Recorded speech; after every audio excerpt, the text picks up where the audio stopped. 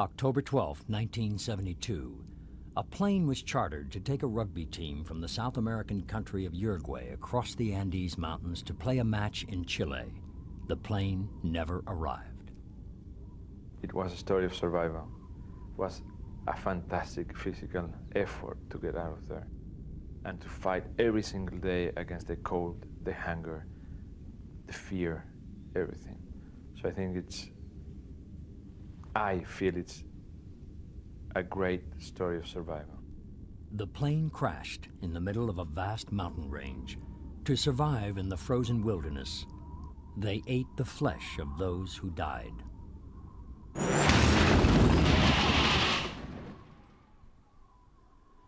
It was 72 days before the world discovered there were 16 still alive.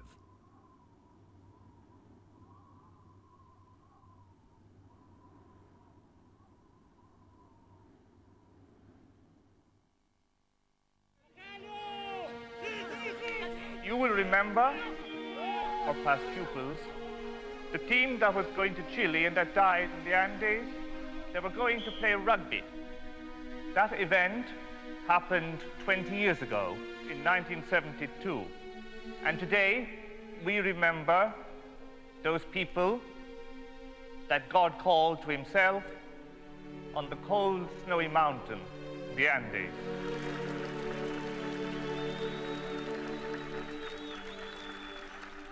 The Stella Maris School, led by Irish Catholic brothers, remembers the deaths 20 years ago of its alumni rugby football team and its supporters. The team were going to play a rematch in the neighboring country of Chile. Of the 45 passengers and crew who boarded the plane, only 16 men were to return.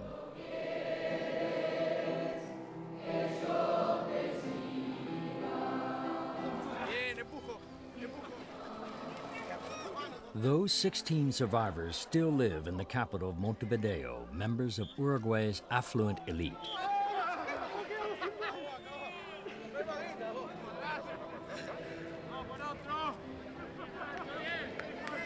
The men have remained close friends, drawn together by their terrible experience in the mountains. 3 or 4 times a year we get together with some of the survivors and some other friends who belonged to the All Christians before, and we played veterans of another teams. But I think we play in slow motion now because we are a little bit heavier and not as fast as we used to be, and I think we lost a lot of hair in the speed we used to have when we played real rugby. Nando Parrado was only 19 when he caught the plane for Chile.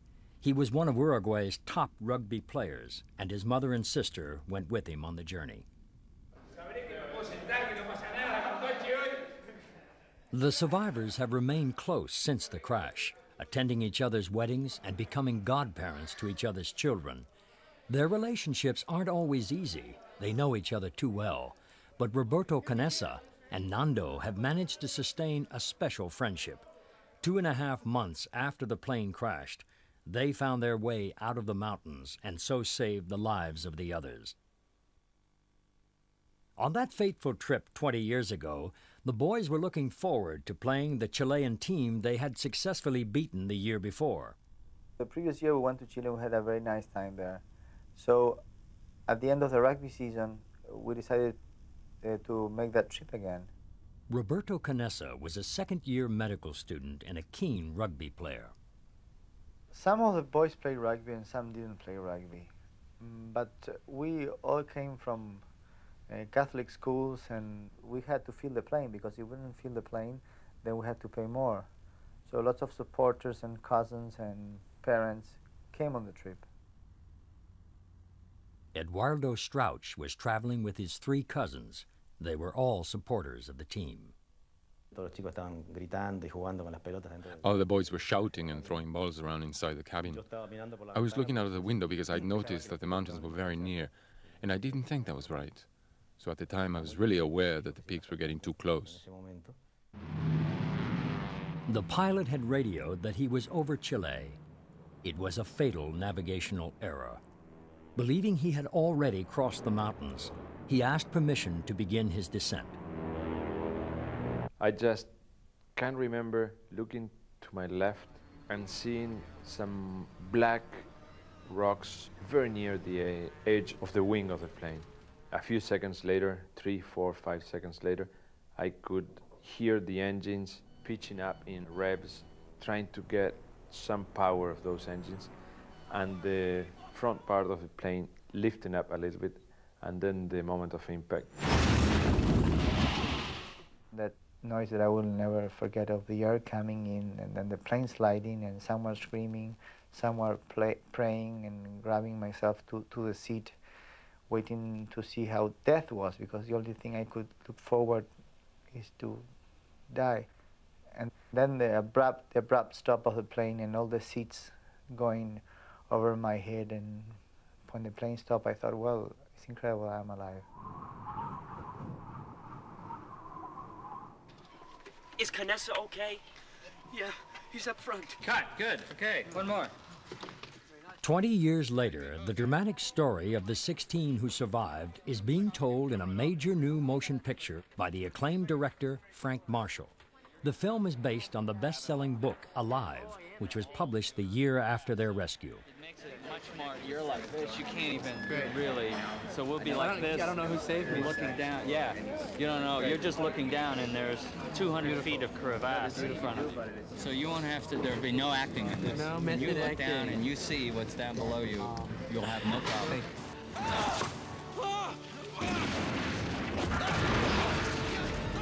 I think anyone who's come in contact with this story has been really moved by what an extraordinary feat these guys put themselves through, and what a real statement it is for the human spirit. It's very compelling. It's a human adventure. It's a drama. It has incredible emotion.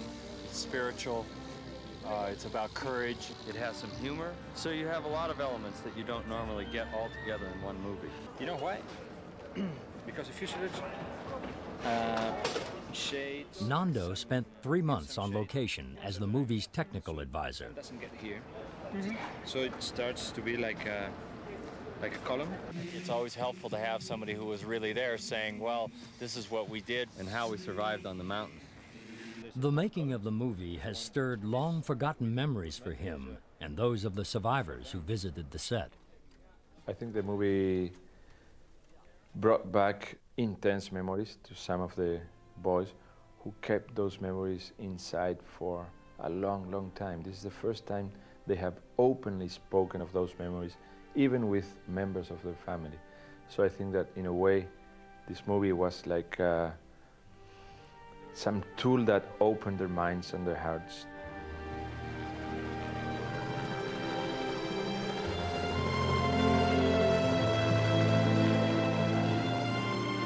During the filming, Nando took 2 other survivors, Mancho Sabella and Carlitos Paez, to visit the recreated fuselage high on a glacier in the Canadian Rockies.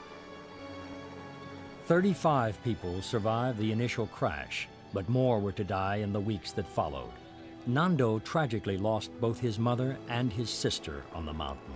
His mother died instantly in the crash. His sister, Susana, took 8 days to die from her injuries.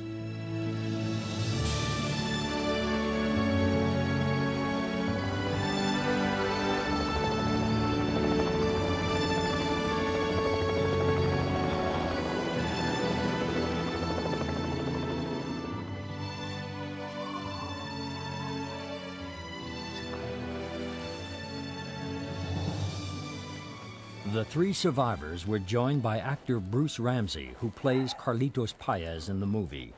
The detail with which the designer had reconstructed the scene made the visit a disturbing experience. You know, so the same thing, it's incredible. It's amazing.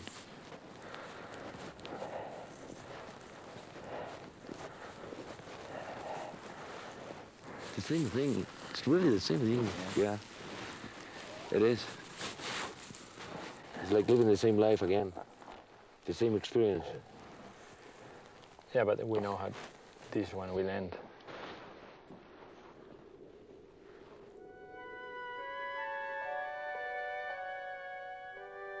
The shattered fuselage of the plane had been their only shelter. A little wine and chocolate, their only food. To survive, they had to make a terrible decision: to eat the bodies of their dead friends.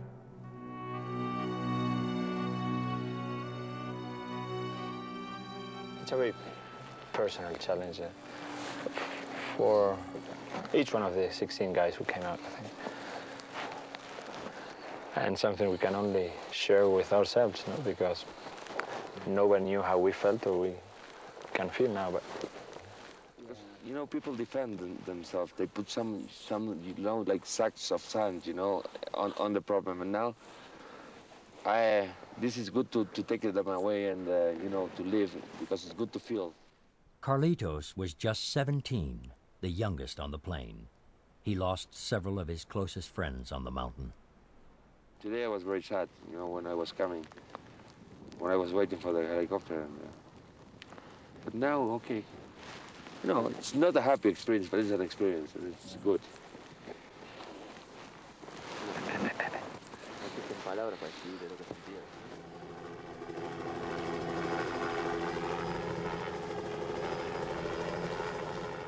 Carlitos Paez. Nothing would have stopped me from coming here. My memories were hidden away, and seeing the fuselage unlocked them. It made me feel anguish and fear and sadness, but it was an experience I had to relive.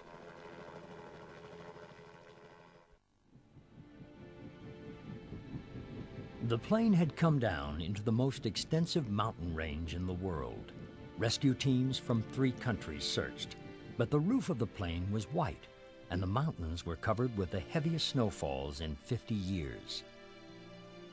After only 8 days, the search was abandoned, but many of the families refused to give up hope. I felt it in my heart.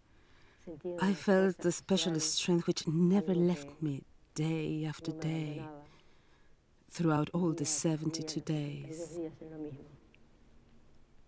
I never doubted. Rosina's son, Adolfo, was one of the 4 Strauch cousins. One of them died in the crash, but Adolfo was to survive, along with Danielle and Eduardo. It's difficult to explain how it felt. I always had faith, knowing in my heart that the boys would come home. My faith told me they had to come back.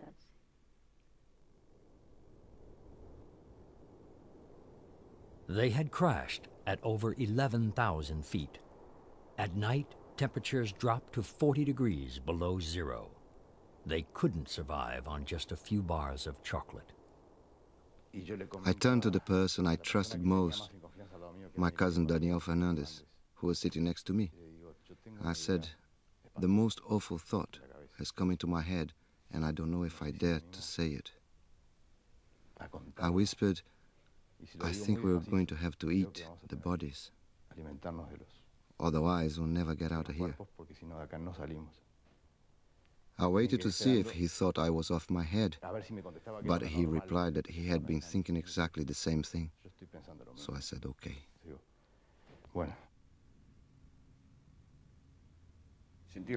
I felt disgusted by the first bite. Obviously, I felt repulsion. It wasn't easy. It wasn't like opening the fridge door and taking out a bottle of milk.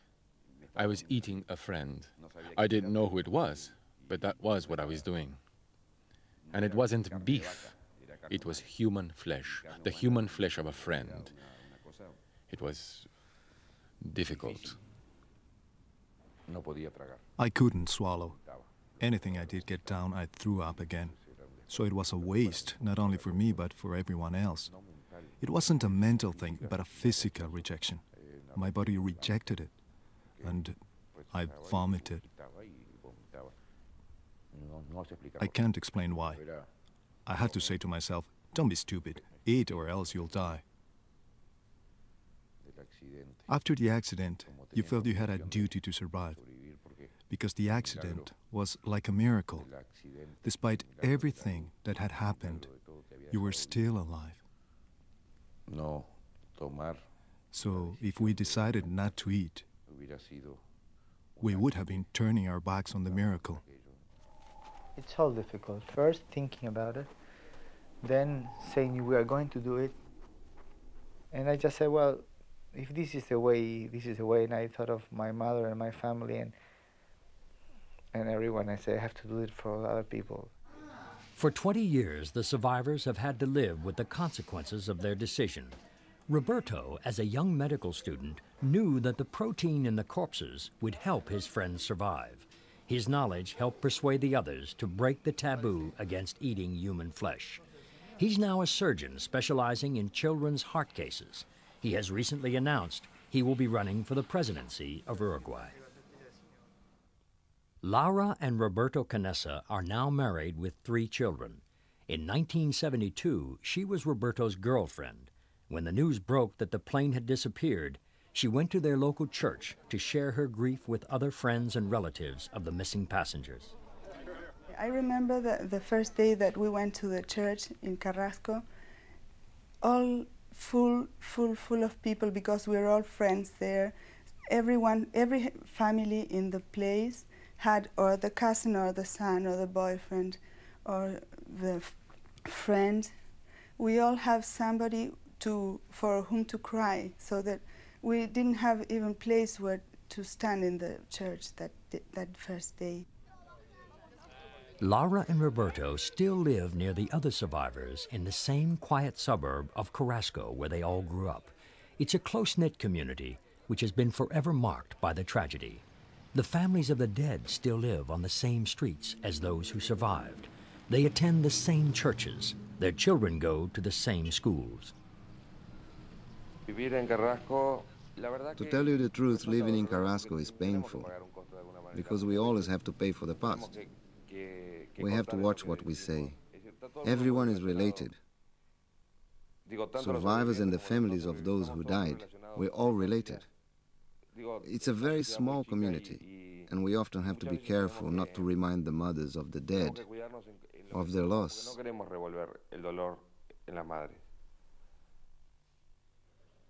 Carlitos named his only child Maria Elena de los Andes in celebration of his survival.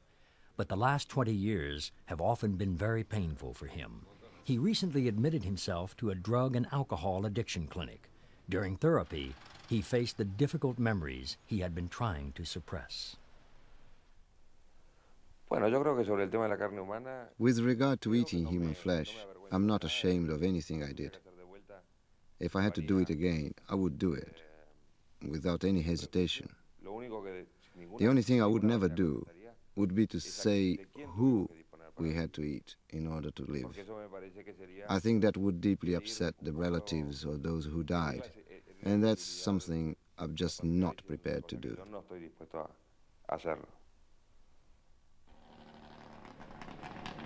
In Carrasco, our own neighborhood, people haven't talked to me about eating human flesh in 20 years. To me personally, nobody has ever asked me in this neighborhood about eating human flesh in 20 years. I have been asked all over the world, except in my own neighborhood. They knew everybody who was involved in the story, and maybe they don't want to know what happened.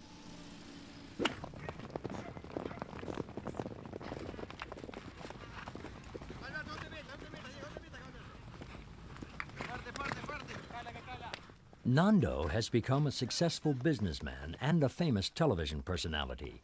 His wife, Veronique, is a former beauty queen. We can't really get away of the story of the Andes, even if we want to. Carrasco is very small. We all live together on the same neighborhood for 20 years. We even live on the same houses. Some of us live on the same houses as 20 years ago. And seeing the parents of our friends who died in the Andes, it's very strange and it's very difficult to understand for people who do not live in Carrasco or Uruguay. And it's amazing to live on the same street as another survivor or with the parents of our friends who died. So we are on a cage, we cannot escape the Andes experience, even if we want to.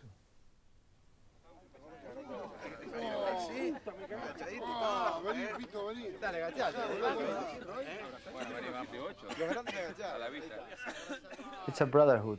when we get together, I have seen those persons cry, smile, be desperate, and I know their inner part, and deeply so. When they say something I disagree with, I know that at the back who he is and why he's saying that. The group selected Roberto and Nando to attempt the unimaginable climb out of the crash site, over the Andes, and into Chile. I knew I had to get out of there. I had my own personal reasons in a way. My mother and my sister were in the plane as passengers and they were killed. I had to go back. I knew my father was feeling very bad at home. I was alive. I knew I had to do anything I could, anything that was humanly possible to get out of that place and tell him that I was alive. All the team, all the boys worked together to create all the solutions and all the possibilities to get out. Dressed in light clothing, with their feet protected only by plastic bags and football boots, the boys climbed some of the highest mountains in the Andes. After 10 days, they finally made it. I was looking at the line where the snow ended, and I couldn't believe that this was happening, that there wasn't any more snow. So I put one foot on one side, no snow, on the other side with snow, and I say, I'm saved, you know, I won't die now. I'll have to get my friends out, but this is the line of life and death. A Chilean peasant tending his cattle deep in the Andes saw two strange figures on the far side of the valley. I was walking over to get my cattle when I spotted them. At first I thought they were just tourists, but then I saw them running towards me and falling over. We saw two young men running and falling over. We thought that they were just fooling around. When they saw us, they became desperate, yelling for help, saying their plane had come down in the mountains.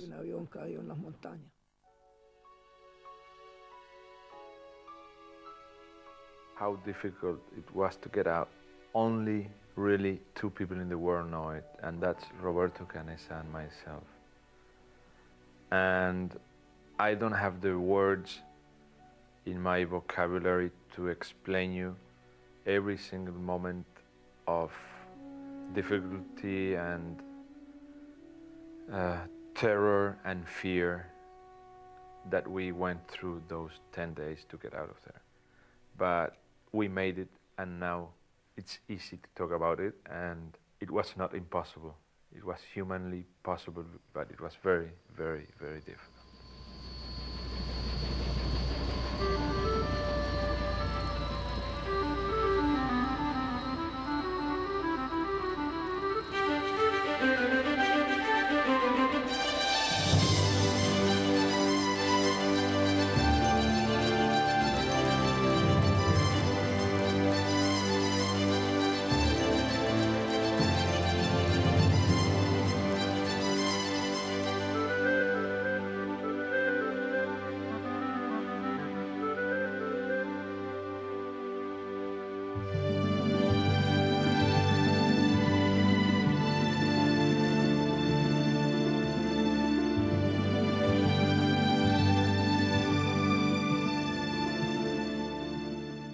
For many, the survivors were the living embodiment of a miracle.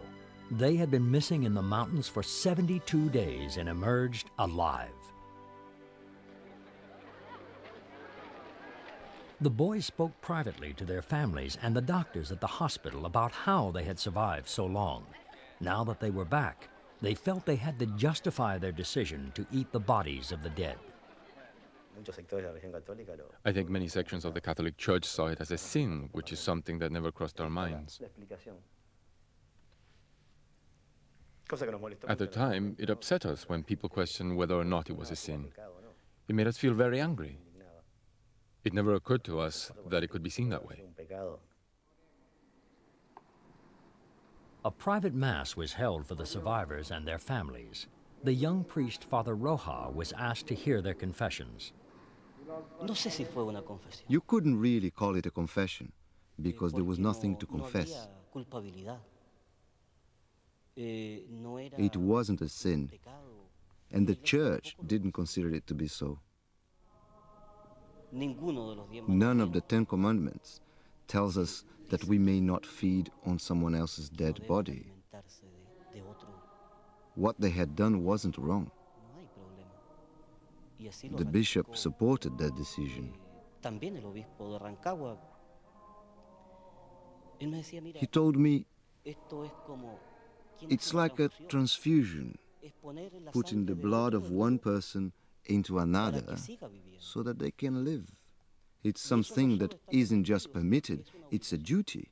The important thing is to go on living. Alvaro Mangino was studying to enter university. For many years, he was haunted by what he'd had to do. To start with, I felt embarrassed, as though I was hiding something, as if I was ashamed of what I'd done. Although everyone said that it was all right. My friends, my wife, the priest I confessed to, and the doctors. But deep inside, I'd had this feeling of guilt, which took me many years to get rid of, to get out of my system. Also, nobody ever judged me for what I had done. I was the one who was judging myself. Then little by little, I slowly freed myself of it, until the day came when I realized that it didn't make sense to be ashamed, that what we'd done was both natural and rational, and that I would do it again if I had to. The survivors returned to Uruguay as national heroes. Not since their World Championship soccer victory in 1950 had the country found so much reason to celebrate. But the stories of cannibalism were beginning to leak out. A Chilean newspaper had published a front-page picture of 2 half-eaten human legs lying in the snow beside the plane. The international press were demanding answers. The survivors were all Roman Catholics. On the mountain, some of them had found comfort in the idea that in eating their friends' bodies, they were sharing in a kind of mystic communion. Pancho Delgado was a law student. The survivors chose him to put their case to the press. The Bible tells us that at the Last Supper, Jesus shared his body and his blood with his disciples. At that time, we felt that if God existed and if he was near us, our only chance of survival was to share the same kind of communion that he had shared with his disciples, to take the body and the blood.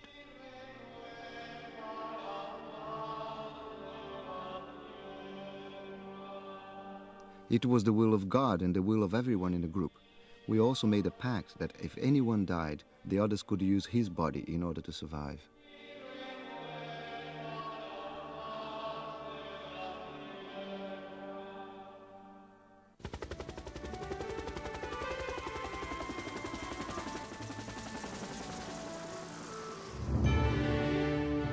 In February 1992, director Frank Marshall and his crew arrived in the Canadian Rockies to begin mountain filming of Alive. On a glacier at 10,000 feet, they set up camp to recreate those terrifying 10 weeks. We were in conditions that were equal to the ones they were in on the mountain. And I actually had one of the actors say to me after the first day out here, when we took their coats off and we put them in a scene, and they were there for 5 minutes, they came up to me and they said, how did they do this? That they did it through teamwork and ingenuity and the power of the human spirit to overcome an impossible situation. That's what I found fascinating about the story. I heard the airplane was it. Did you see it? Yeah, you can see it. Good. You can see the airplane. So that's why you assume that they knew you were here. Yeah. So what we'll do is we'll have the plane fly over. Right overhead. And we'll cue you, the instant I see it in the monitor, I'll cue you to come out. Because it'll fly over and you'll be coming out of the fuselage. Hey! Hey! Hey! Hey! It's a plane! Hey! Hey! Hey! Hey! Hey! That's a cut! Vince should get his thing from further back. So he should come out and he should look. He hears the plane, he comes out, and I think it's going to go left to right, so it'll be over there. When did this happen? This happened on day 4? Second, third day. Nando is portrayed by the actor Ethan Hawke. I could listen to them, I could hear them, and I could feel all the movement outside, but I couldn't get out. Okay, you came out first. All the survivors feel that they owe their lives to the efforts of the whole group, but Nando's extraordinary strength and courage have made him the hero of the story.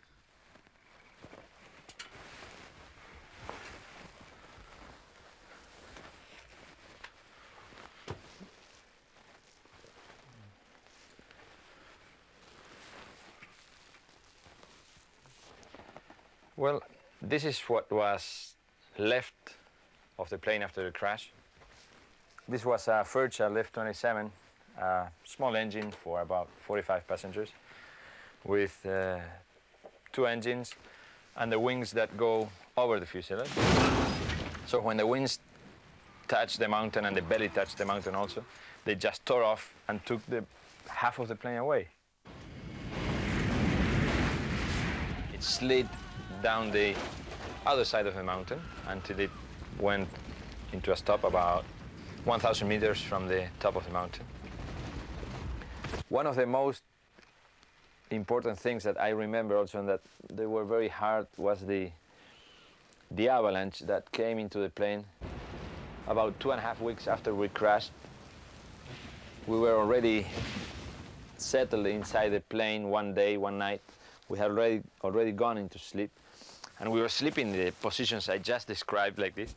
About 2 hours after we had gone into the plane and some of the guys were already sleeping, a very big avalanche came through the wall, through this plug of suitcases, and it covered the fuselage completely up to this height.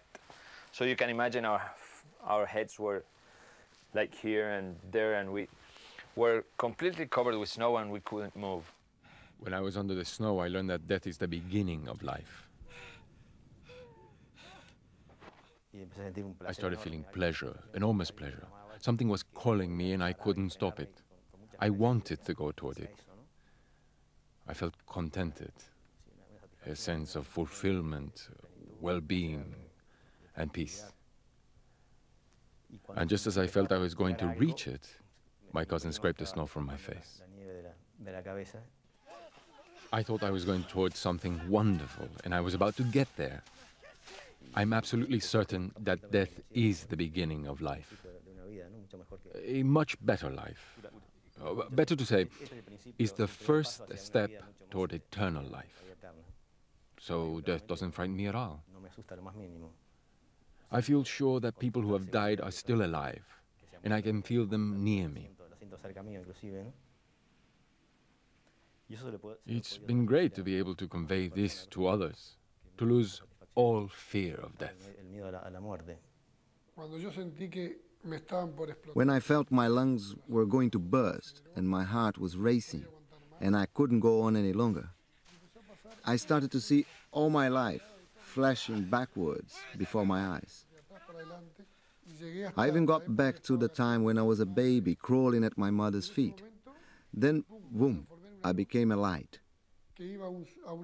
A light that was going towards a much larger light, an orange light, like a neon light in which all kinds of light converged. There was an incredible peace, with no anxiety, as if you were in paradise. Then I heard someone call me. I heard someone say, "Gustavo." Luckily, 2 of the guys, one who was sleeping on a hammock who had broken legs, and 2 of the guys who were sleeping at the far end of the fuselage didn't get completely covered, so they jumped from the snow, started crawling over the snow, because you can imagine the snow was up to here. They had only this space to move. They started looking for the heads and the mouths of the guys who were sleeping, not for the bodies, because they knew that they only had maybe 2 minutes. You cannot hold your breath for more than 2 minutes. In those 2 minutes, 8 people died. Following the avalanche, we became like a new society. And within this society, a feeling grew that we needed to be a very united group, totally united to defeat that mountain, which was punishing us so much. And out of that unity, a kind of religion emerged amongst us. A religion that, if we stood together as one, if we worked together, we could conquer the mountain. The boys knew they would have to organize themselves properly to climb out. They had a small transistor radio on which they had heard that the search had been abandoned. 3 of them had tried to reach the broken tail of the plane, which had landed higher on the mountain. They had almost died in the attempt. Here's the plan I propose. We pick a team to go after the tail. Okay. Me too. We feed the team the biggest rations, give them the warmest clothes, and then in, I don't know, a week, we go up there, we find the tail, get the batteries, bring them back, crank up the transmitter. Gets cold up there. I couldn't do it again. Yeah, me neither. I went blind after that first expedition. As I was going up the mountain, the sun was on my back. It reflected off the snow just like a mirror into my eyes and burned them. Like Roberto Canessa, Gustavo was a medical student, but when he came back, he gave it all up. He has only recently returned to his studies. At night, it was so terribly cold, so unbearable, that one of us had to lie with his back on the snow, with another in the middle and another on top of him, like a sandwich. Every half hour, we would get up and hit each other about the face and punch each other's bodies in order to warm each other up. And we would ask, hit me, hit me, hit me. We're so completely frozen that if you want to urinate, you would do it all over your hands. The urine was at body temperature, and it felt like an amazing massage. Your hands were like this, and then they would come back to life again. While they waited for warmer weather, the group even took photos of each other. They had selected 4 expeditionaries who were thought to have the necessary physical and emotional stamina to make it out of the mountains. These 4 would be given the warmest clothes and the best pieces of flesh. The surviving Strauch cousins took on the gruesome task of rationing out the food. We were in charge of cutting up and distributing the flesh. It was very important for our survival to keep a tight control of that. It was really essential in order to survive. Think about it like energy. It was like oil in today's world, and we had to use it very rationally. Otherwise, we wouldn't live. Anyway, they all agreed it should be us. I mean, they all agreed we would be the only ones to handle the corpses. No one else was allowed to do it. So everyone knew that there was proper control and, in fact, that things were well organized. The boys were able to survive on their rations so long as they didn't lose hope. Those who gave up died. I mean, that's my theory. That's what I think happened in most cases.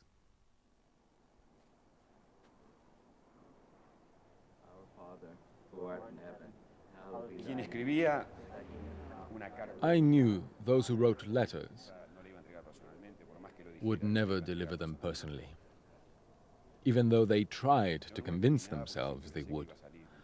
I never wrote a letter because I was always sure I'd get out. But all around me, I saw people who one day were fine, and the next were completely overwhelmed and defeated by the immensity of it all. And no matter what you said to them, they started to deteriorate and eventually died. Roy Harley, now an engineer, found the 10 weeks on the mountain almost impossible to endure. Although uninjured, he wasted down to only 80 pounds.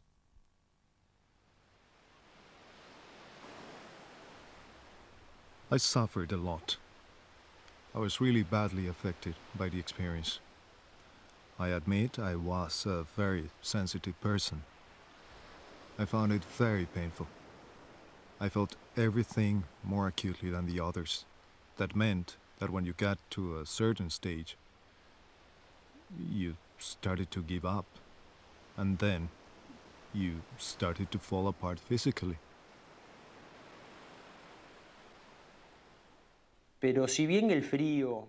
Although I found it very hard to deal with the cold and the hunger and death, something that affected me even more was the feeling that time was passing. We saw day after day after day go by, and our friends dying, and no one came to find us.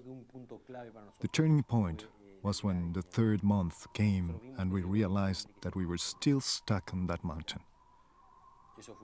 That began to destroy us.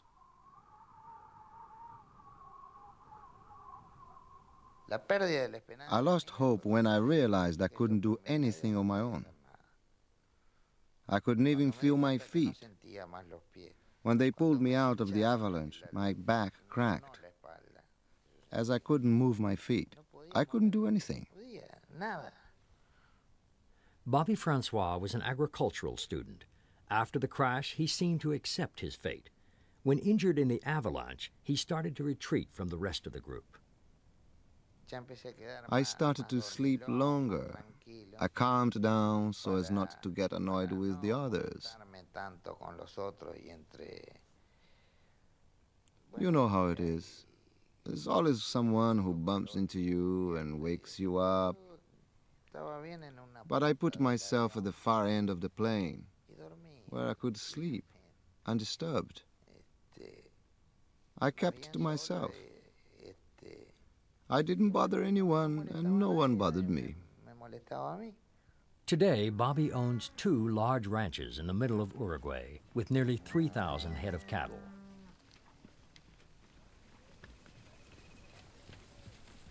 I would say, okay, just leave me alone. If I'm not doing anything, then I don't need anything. But they helped me anyway. Because in the end, there comes a time when you give up and say, well, they'll either come to rescue us, or I'll die here. To this day, Bobby doesn't like to be reminded of his story and avoids talking about it, even to his own family. When someone comes up to me and asks, are you the Francois from the Andes? Then I say, who?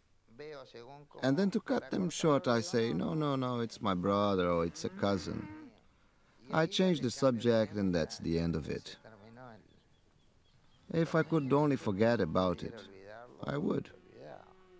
People say that I should probably talk about it more, but I prefer to talk about something else.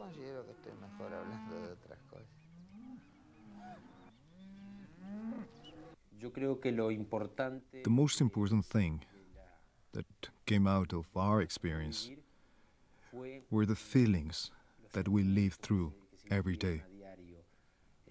The friends, the arguments, to have a fight, and then to give each other a hug.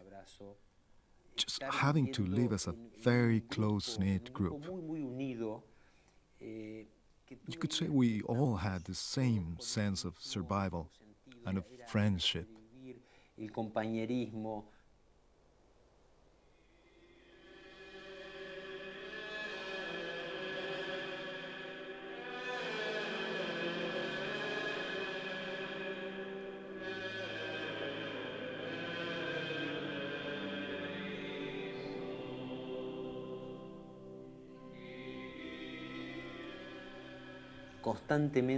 We talked all the time about God and prayed to Him.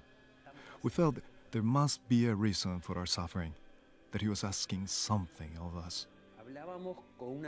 We talked very intensely. We were very, very united. as though we actually felt him near us.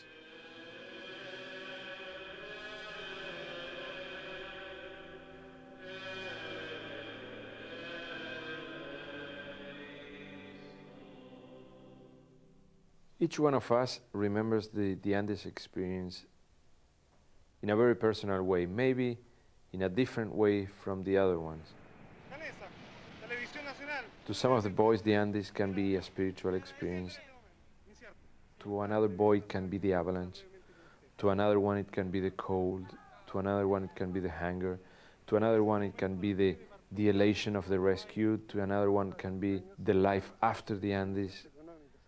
Each one of us has a very personal way of approaching the Andes experience. And I think it should be that way. We are 16 survivors, 16 different people. And we see it in 16 different ways.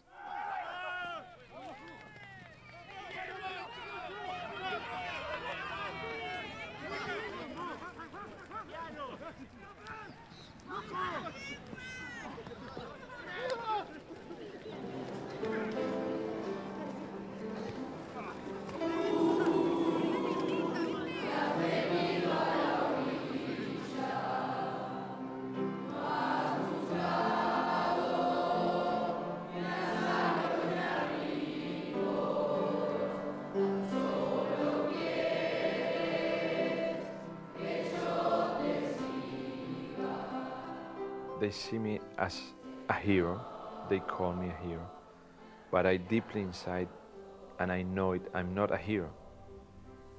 I didn't want to be on that crash. I didn't want to spend 72 of the most terrible days of my life in that place. I didn't want to feel the way I felt. I didn't want to lose my mother. I didn't want to lose my sister. I didn't want to lose my friends. I didn't want to be a hero. I didn't know a book was going to be written. I didn't know a movie was going to be made. I just wanted to get out of there. If that's being a hero, I can be called a hero. I don't want to be called a hero. I just wanted to live.